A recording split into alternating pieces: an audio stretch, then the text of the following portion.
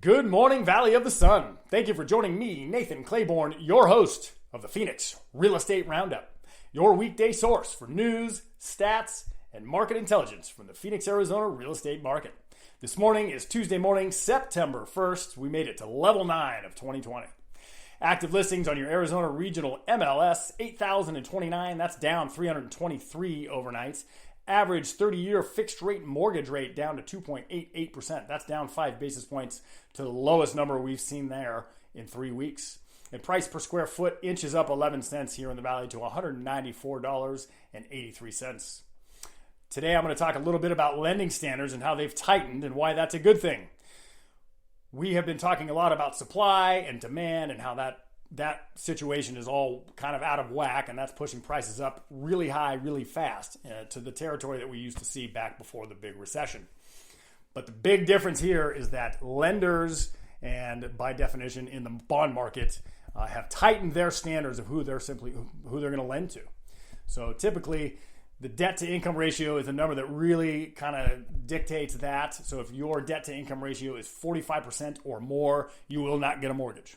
And that is the case whether you have a 750 credit score or not. Now, if you have a high debt-to-income ratio, you probably don't have a 750 credit score. But debt-to-income ratio is a more important factor than your score, is what I'm trying to say.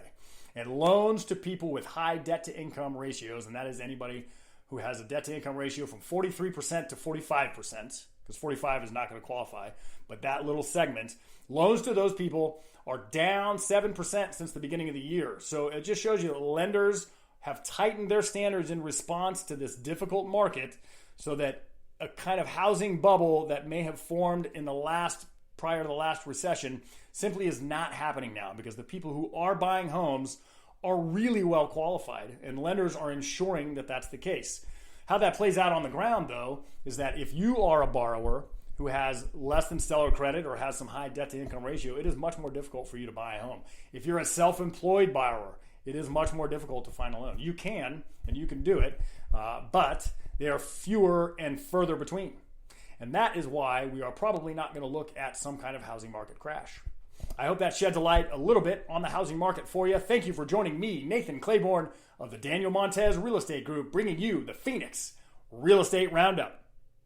And if you're curious what your home is worth, you can go to topdollarforyou.com. That's topdollar, the number 4, the letter U.com, and I will make a free, no obligation home value report just for you.